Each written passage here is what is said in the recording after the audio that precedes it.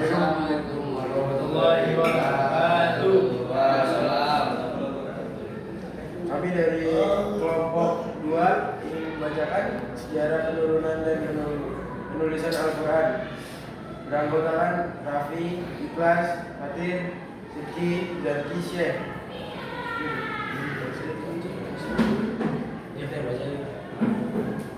A. Sejarah turunnya Al-Quran. 1. Pengertian Al-Quran.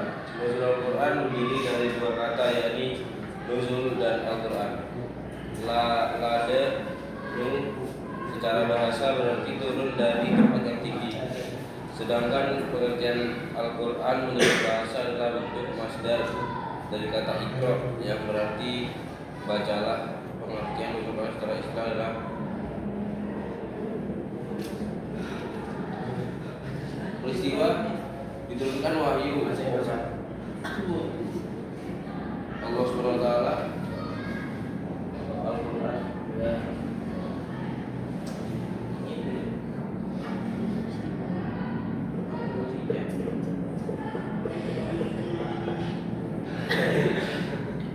Pengertian kan? Iya.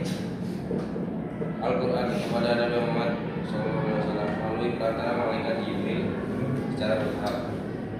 Peristiwa nuzul Al-Quran terjadi pada malam Jumat 15 Ramadan di Gua Hiro tahun ke-41 dari kelahiran Nabi Muhammad SAW. Peristiwa tersebut dikisahkan dalam firman Allah SWT pada surat Al-Baqarah ayat 185.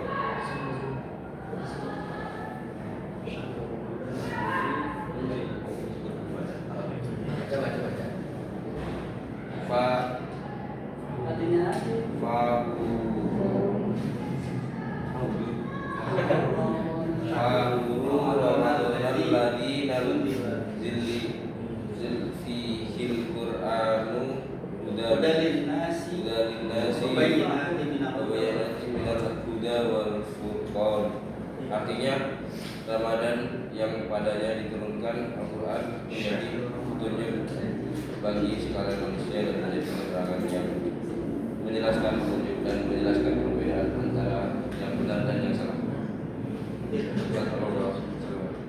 2. Tahap-tahap turunnya Al-Quran. Cara Allah Subhanahu wa taala menurunkan Al-Quran kepada Muhammad dapat dilihat sebagai berikut. A. Tahapan pertama. Tahapan pertama penyampaian Al-Quran dari Allah kepada Lauh Al-Mahfuz. Maksudnya seluruh Al-Quran disampaikan kepada Rasulullah sebagai utusan Allah terhadap manusia. Al-Quran terlebih dahulu disampaikan kepada Lauh Al-Mahfuz, yakni suatu tempat gambaran yang terpelihara di mana Al-Quran pertama kali ditulis pada lembaran tersebut. Tidak ada manusia yang tahu bagaimana cara penyampaian Al-Quran dari Allah ke Lauhul Mahfuz, dan manusia tidak wajib mengetahuinya, tetapi wajib mempercayainya karena begitu yang dikatakan Allah sebagai firman Allah SWT. B. Tahapan kedua. Tahapan kedua turunnya Al-Quran ke langit pertama dengan sekaligus. Di langit pertama itu Al-Quran disampaikan pada Bait Al-Izzah. Penurunan tahap kedua ini bertepatan dengan malam Qadar. Adapun dari tentang penurunan Al-Quran pada tahun ini adalah Inna anzalnahu fi lailatin mubarakatin inna kunna munzirin. Artinya, sesungguhnya kami menurunkan pada suatu malam yang diberkahi dan sesungguhnya kamilah yang memberi peringatan. Ada C. Tahapan ketiga Al-Quran diturunkan pada Bait Al-Izzah ke dalam hati Nabi dengan jalan berangsur-angsur sesuai dengan kedua. Ada kalanya 1 ayat, 2 ayat, dan bahkan kadang-kadang 1 surah sebagaimana firman Allah SWT yang terdapat pada surah Asy-Syura ayat 193 sampai 210. Kadzalika bihi ruhu Minu ala qalbika litakuna minal munzirina bilisanin arabiyyin mubin. Artinya dia juga turun oleh Ar-Ruh Al-Amin atau Jibril di dalam hati Muhammad agar kamu menjadi salah seorang di antara yang memberi peringatan dengan bahasa yang jelas. Al-Quran diturunkan kepada Muhammad SAW melalui malaikat Jibril, tidak secara sekaligus malaikat turun sesuai dengan kebutuhan. Bahkan sering wahyu turun untuk menjawab pertanyaan para sahabat yang dilontarkan kepada Nabi atau tidak menggunakan tindakan.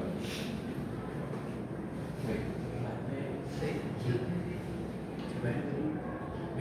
Waktu dan periodisasi turunnya Al-Quran. Satu, waktu turunnya Al-Quran adalah Al-Quran terdapat beberapa ayat yang menyatakan bahwa Al-Quran turun pada bulan Ramadan. Tahun Ramadan allazi unzila fihi Quran. Artinya bulan Ramadan di mana diturunkan Al-Quran. Surat Al-Baqarah ayat 185. B. Pada malam yang diberi berkah. Inna anzalnahu fi lailatin mubarakatin.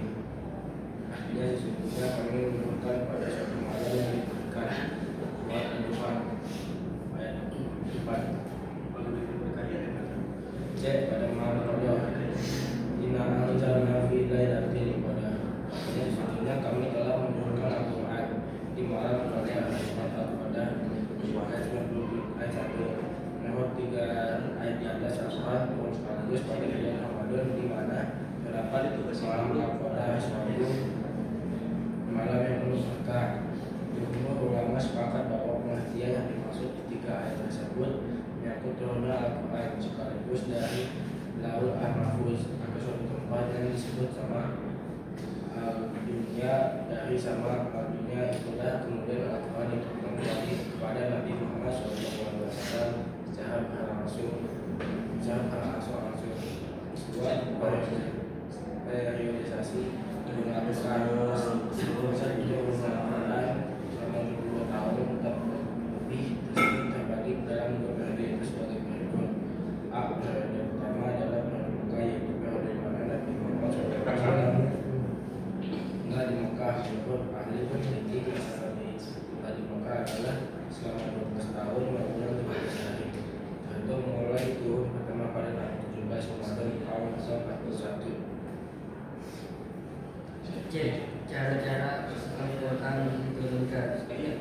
Al-Quran menyebutkan ada 3 cara penyampaian isi ilahiyah kepada para nabi dan rasul, yaitu melalui wahyu, pembicaraan di balik tabir, dan Allah mengirim seorang utusannya. Firman Allah dalam surah As-Syu'ara ayat 51, wa makana libasari an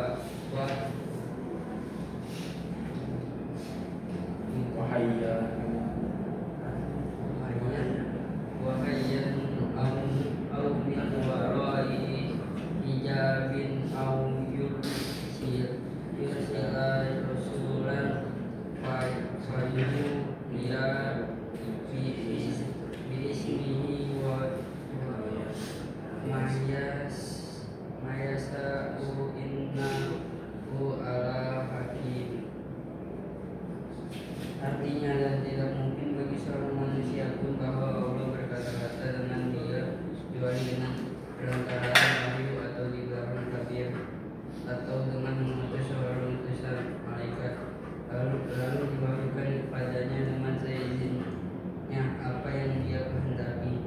Sesungguhnya dia maha tinggi lagi maha bijaksana. Quran surat As-Syu'ara. Dari 3 penyampaian misi ilahiyah itu, 2 diantaranya langsung dari Allah kepada Nabi dan 1 lainnya melalui perantara malaikat.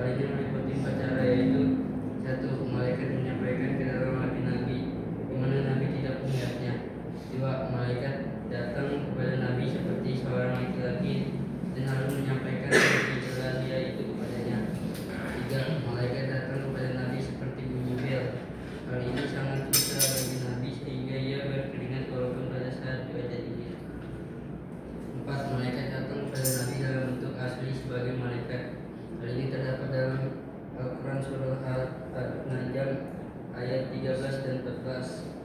Walaqad rahu naslahan ukhra Indah sidratil muntaha.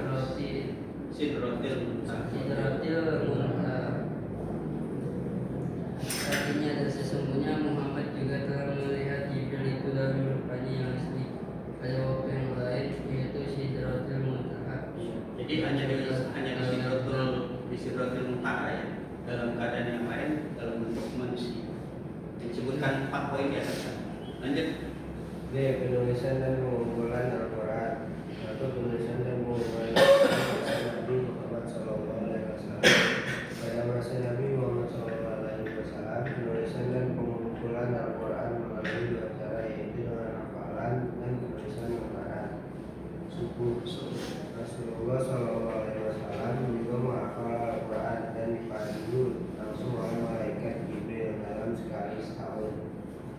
Di saat Rasulullah SAW salah paham dan hafal, kemudian beliau memberikan dan membacakannya pada sahabat untuk menghafalkan ayat demi ayat Al-Quran.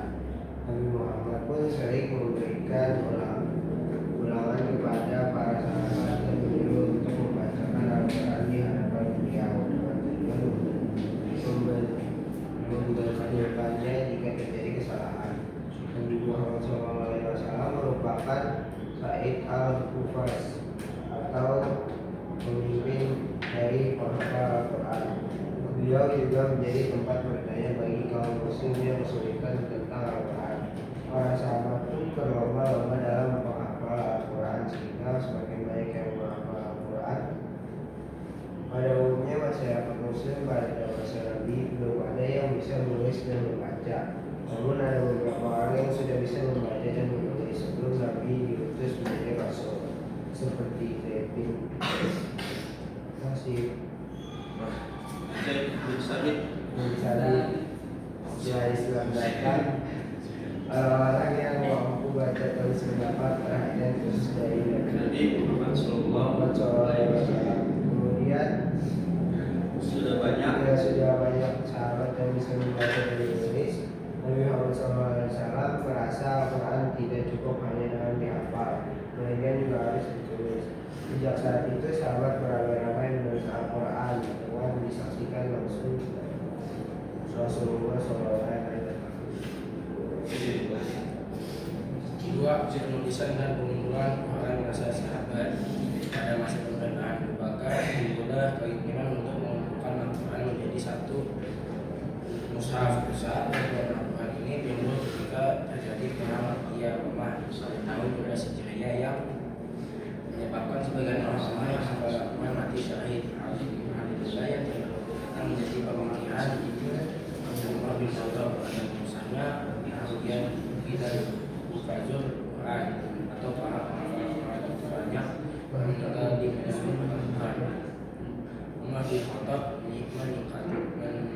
mengingatkan khalifah akan bahaya membaca Al-Quran, kemudian beliau berkendaya agar khalifah mengambil Al-Quran untuk mengumpulkan Al-Quran menjadi satu mushaf. Kemudian bermusyawarah dengan Abu Bakar akan mendapatnya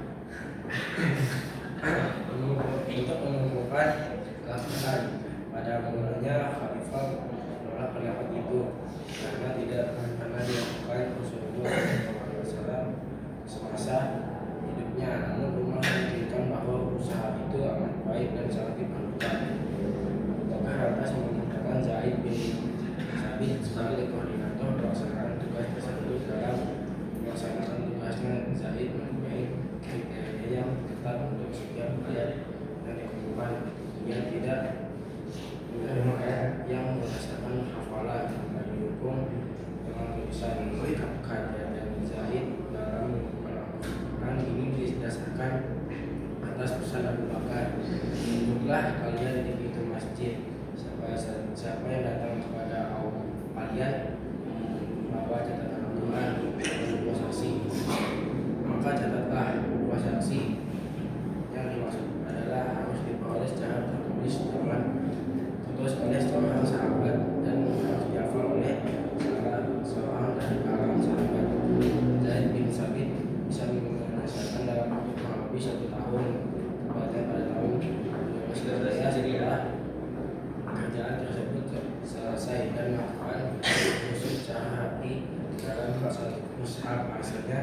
diserahkan kepada Abu Bakar. Abu Bakar menyimpan mushaf tersebut hingga wafatnya. Kejadian mushaf tersebut berpindah kepada Anas bin Hafsah pada setelah wafat. Selanjutnya mushaf dipegang oleh anaknya yakni Hafsah yang juga istri Nabi Muhammad Sallallahu Alaihi Wasallam. B. Masa Utsman bin Affan. Pada masa pemerintahan Khalifah ketiga yaitu Utsman bin Affan, timbul perbedaan dalam membaca Al-Quran karena perbedaan bangsa Islam. Perselisihan dalam membaca Al-Quran sudah cukup serius sehingga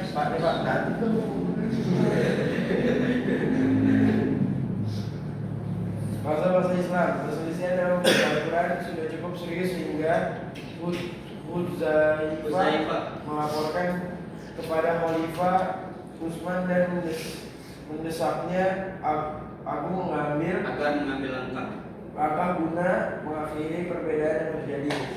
Itulah sebabnya Khalifah Utsman berpikir serta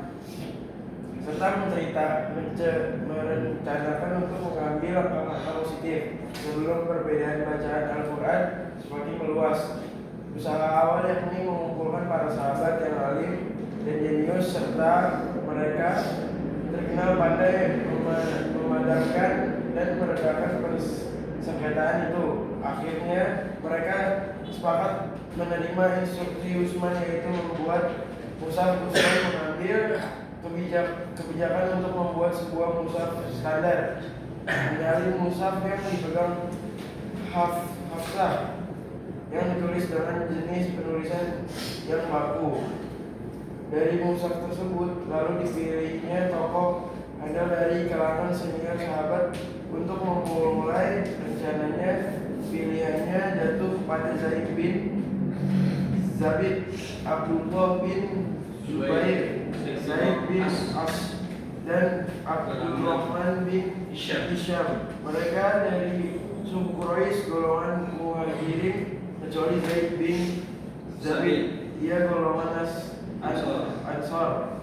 Usaha yang mulia ini berlangsung pada tahun 20 Hijriah. Sebelum memulai tugas ini, Utsman berpesan kepada mereka, jika kalian berselisih pendapat dalam bacaan Qiraah dengan Zaid bin Sabit, maka dapat kalian menuliskannya dengan lughot Quraisy karena sesungguhnya Al-Quran diturunkan dengan bahasa mereka, yaitu lughot Quraisy tadi ya.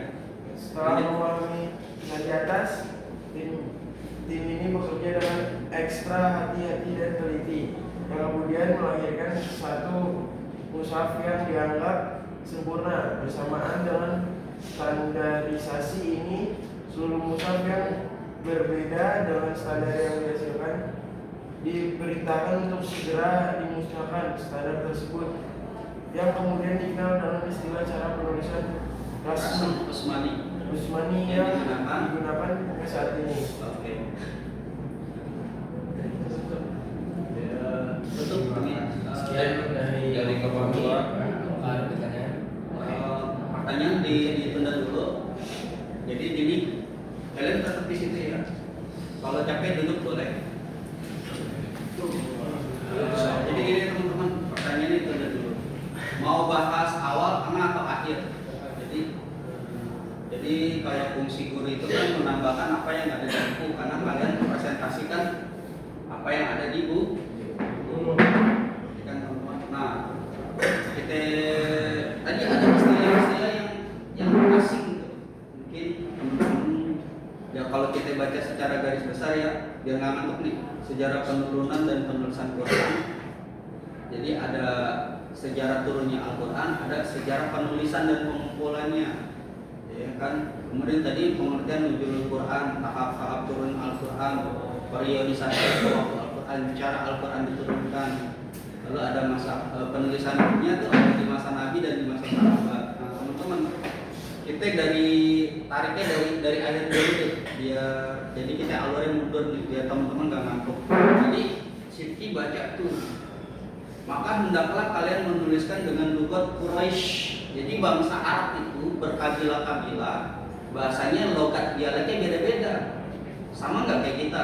Ada orang ngomong bahasa Indonesia dengan dialek Jawa, betul? Ada. Kemudian ada dengan dialek Sunda. Ada lagi dengan logat atau dialek Betawi. Ada Madura, ada Padang, ada. Lengkap tuh yang ada di kelas 10 Putra. Makassar, ada. Papua doang nggak ada di sini. Alhamdulillah itu saudara kita semua. Nah teman-teman, makanya dalam kalau biar antum nggak ngantuk nih, ini nggak ada di buku ya.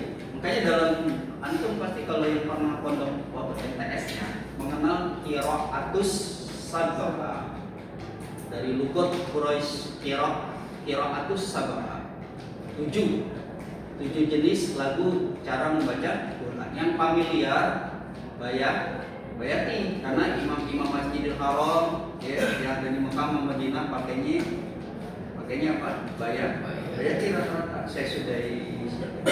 Nah, aslinya lugat Quraisy seperti itulah. Mohon maaf ya, Anda bicara seperti itulah yang dibaca sama Habib Umar bin Hafiz ketika beliau berkunjung ke Masjid Al-Istiqlal. Ya, kalau kita dengar kayaknya baku ya, data Bismillahirrahmanirrahim belum dilaguin, Memang seperti itulah aslinya Habib Umar bin Hafiz mendapatkan sanad ilmu dari injit-injitnya, dari guru-gurunya sampai kepada Rasulullah. Itu cara baca Quran dengan lugat Quraisy yang asli. Kita dengarnya datar.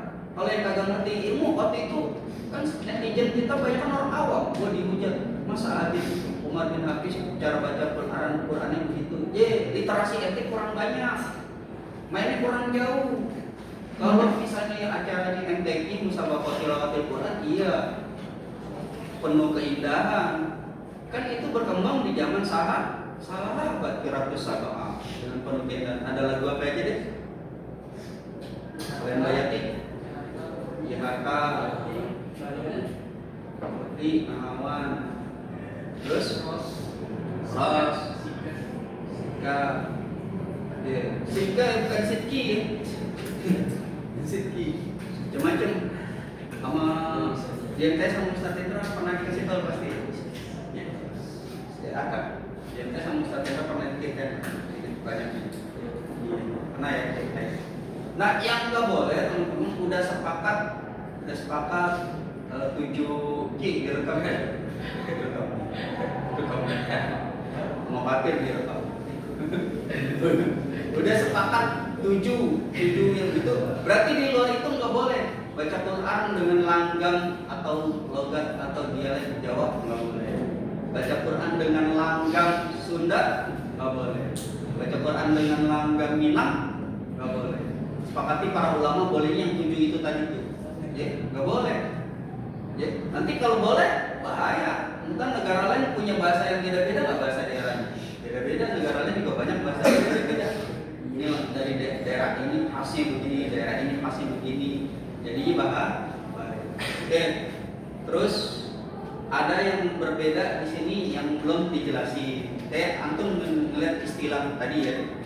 Nih, ada lagu karangan para wali songo. Sebenarnya lagu itu karangan para ulama wali songo terdahulu. Judulnya Syi'ir Waton Al-Quran Qadim, karena memang dialek Jawa ya. Yang mempopulerkan kan Sunan Kalijaga. Lebih populer lagi ketika Gus Dur yang menyanyikan lagu ini. Wahyu minullah tanpa ditulis iso di wojo. Ikan itu bahasa Jawa. Al-Quran Qadim, wahyu minullah, wahyu dari Allah, tanpa ditulis bisa dibaca. Pertanyaannya siapa yang baca? Tadi antum presentasiin, yaitu malaikat Jibril. Bacanya di Lauhul Mahfuz. Baru di sini tadi yang antum presentasi, ternyata di sini dari Lauhul Mahfuz itu nggak langsung turun ke Nabi Muhammad, ke langit pertama dulu. Nah ini Baitul Izzah. Ya tadi yang antum presentasi. Ya, benar ya? Bait Al-Izzah. Tadi antum. Dari mana istilah-istilah ini didapat? Pasti pengarang ini Pak Dr. Andes Suismanto MAG ini pasti dapat dari ulama-ulama. kiai dikumpulin, karena dia ngarang buku ini nggak sembarangan, dikumpulin dari manuskrip kuno. Oh ternyata nggak cuma ada Lauhul Mahfuz, ada Bait Al-Izzah. Baru dari situ turun lagi ke dadanya Nabi Muhammad lewat perantaran malaikat Jibril. Bayangkan teman-teman. Jadi nggak langsung Jibril serta-merta mendengar mengambil perintah Quran itu dari Allah langsung. Saking mulianya Allah. Alhamdulillah yang bisa kayak itu siapa? Sayyiduna Muhammad. Nabi-nabi yang lain tadi katanya ada Nabi Musa. Ya, yang kalian presentasi ya. Nabi Musa. Cuma Nabi Musa itu di balik tabir kan tadi kata antum kan. Makanya beliau dijuluki kalau yang mendengar. Sebenarnya di balik tabir itu telinganya tanpa tabir. Yang mendengar Allah berkalam, perintah 10 Tuhan, 10 command, 10 perintah Tuhan di Bukit Tursina. Ada filmnya itu, 10 command, 10 perintah Tuhan di Bukit. Cuma kan kalau karena yang buat orang Barat Moses, bukan Musa. Moses tulisannya. Sebenarnya makanya Nabi Musa disebut apa entah? Kalau orang yang mendengar kalamnya Allah minta supaya tabirnya dibuka. Itu kan tadi antum kelompok 2 presentasi tadi bilang di balik tabir kan penyampaian malaikat kepada para nabi dan rasul di halaman 26 kalau diikuti. Terus antum bilang sini ada 4 malaikat, ada 4 cara malaikat menyampaikan perantaraan dalam menyampaikan wahyu. Yang pertama, malaikat menyampaikan ke dalam hati nabi dan nabi tidak melihatnya. Yang kedua, malaikat datang kepada nabi dalam bentuk seorang laki. Contoh, Rasul sama sahabat lagi pada dulu, tiba-tiba ada seorang laki-laki ganteng bertanya tentang Islam, iman, dijelasin. Rasul bisa jawab karena sebelumnya udah dikasih ilmu oleh Jibril. Setelah laki-laki pergi itu, Abu Bakar bertanya, para sahabat yang lain bertanya, wahai Rasulullah, itu siapa laki-laki barusan? Itu adalah Jibril yang sedang menyamar sebagai laki-laki. Kita nggak tahu sih kalau malaikat itu jenis kelaminnya laki-laki apa perempuan, kita nggak tahu. Allah alam bisawab. Cuma kebetulan pada waktu itu menyamar sebagai seorang laki-laki. Karena kan Nabi dan Rasul sedang berkerumun, kan nggak mungkin menyamar sebagai perempuan. Ya. Yang ketiga, Nabi datang pada Nabi Muhammad seperti bunyi bel. Makanya mohon maaf ya kalau di gereja bel jam 12 malam, jam 12 siang bel. Mereka punya dalil beginilah ketika Jibril datang. Makanya kalau antum lihat patung-patung di kuburan Kristen itu ada patung pakai sayap dalam imajinasi mereka ya. Ada apa? Sini nih belnya segala macam. Terus bawa bel begitu. Itu dalam imajinasi mereka. Cuma kalau dalam bentuk aslinya Jibril alaihissalam hanya ditemui Rasulullah dalam bentuk aslinya ketika berada di Sidratil Muntaha. Stop, nggak bisa masuk lagi. Kalau tadi antum dengar istilah-istilah yang aneh di telinga, ternyata Lauhul Mahfuz udah sering ya. Ternyata ada Bait Al-Izzah di langit pertama. Itu kita sebenarnya dapat istilah itu dari manuskrip kuno. Contoh Rasulullah nanti ketika di surga itu ada kamar khusus beliau dengan para keluarganya, istrinya, keturunannya dari sahabat yang terpilih. Istilah ini kamar itu istilah kamar doang, bukan ada istana. Namanya Ghurfatul Asyik. Itu kita nggak dapat di pelajaran umum, dapatnya di manuskrip kuno dari guru-guru kita. Oh ternyata ada namanya Ghurfatul Asyik. Teman-teman sampai di sini paham nggak? Biar nggak bete nih, biar nggak ngantuk nih. Pertanyaan yang nggak ada di sini. Nih ada Rasam Kusmani. Rasam Kusmaninya itu beda tuh sama Al-Quran yang ada nih. Makanya gini teman-teman, ada orang naik umroh, ada orang umroh, kemudian baca Quran di Masjid Nabawi Madinah. Dia bilang, wah ini apa nih, kitab apaan? Keluaran baru nih, agama baru. Padahal dia ini nggak punya literasi yang banyak. Padahal itu Rasam Kusmani yang asli. Kalau penulisan Al-Quran di Indonesia itu sudah banyak dipengaruhi oleh ulama-ulama India. Kita ini dipengaruhi ulama India. Kenapa? Jadi para keturunan Nabi, sahabat Nabi dari Madinah ke India dulu, baru dari India ke Yaman, baru dari Yaman ke Nusantara lewat Cina, jalur sutra kan lewat Cina, lewat Thailand. Makanya di Thailand kan ada komunitas Muslim kan? Thailand Selatan, Patani itu sejarahnya. Makanya di Cina kan ada komunitas Muslim. Contohnya ya Laksamana Chengho yang terkenal penjelajah dunia itu kan Muslim. Laksamana Chengho masih banyak ya yang lain-lainnya. Pendekar Islam yang terkenal Bung Haikun, ternyata itu Husaini namanya. Cuma dalam bahasa Cina Kanton itu Bung Haikun kan begitu. Gitu. Ada lagi tanya ngantuk nih kayaknya. Kalau bahasa Kurdi, kalau lagi dijelasin Kurdi ngantuk. Makanya aneh suka ngejelasin yang di luar buku. Yang di luar buku contoh tadi aneh aja sama kelompok 1 sama 2 nih. Gelarnya Nabi Musa kalam Allah. Dia nggak ngantuk nih. Gelarnya Nabi Isa Ruhullah. Gelarnya Nabi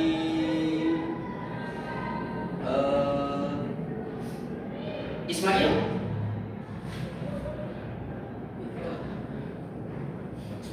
ada yang dia ditukar sama kambing. Bukan di Belanda. Itu hari raya. Kalau nggak salah Jahabatullah. Jadi pengganti gelarnya Nabi Daud Khalifah Allah. Jadi sebenarnya cara mendirikan negara Islam itu udah diatur sama Al-Quran. Siapa Nabi yang pertama kali bertindak sebagai kepala negara Islam? Daud. Makanya dijuluki Khalifah Allah. Makanya anak kadang bingung. Teman-teman, anak kan aktif juga dulu, sempat ya di organisasi ya. Terus ada Ustadz dari LMT itu ngomong begini, salah satu sih nggak semua, itu orang nggak ada dalam mendirikan negara Islam itu dalilnya di Quran. Ya salam, nih Ustadz kurang literasi, kurang pengetahuan. Kalau belum sampai jangan memvonis. Buat apaan Nabi Daud dijuluki Khalifatullah? Kalau sistem negara pada waktu itu sudah berkembang. Akhirnya anaknya jadi raja nggak? Anaknya Nabi Daud siapa ya? Iya. Yang terkenal dengan Solomon of King, kerajaan Solomon, kerajaan Sulaiman. Makanya bangsa Israel itu bersikeras merampas tanahnya Palestina karena merasa Solomon of Kingdom ada di situ. Nanti kuilnya Sulaiman tuh muncul dari Yerusalem. Sekarang lagi disembunyikan. Pada saatnya menjelang Imam Mahdi turun, kuilnya Sulaiman muncul, Solomon of Kingdom. Padahal ketika muncul itu miliknya umat Islam, karena Nabi Sulaiman seorang Muslim. Imam Mahdi juga yang pada waktu ditunggu-tunggu seorang Muslim. Pada waktu itu kecewa lah Yahudi dan Nasrani bergabung dengan kubu Dajjal. Paham? Berapa menit lagi tuh? Itu beneran ya ditutup ya, jangan jadi ditutup jadi ditutup.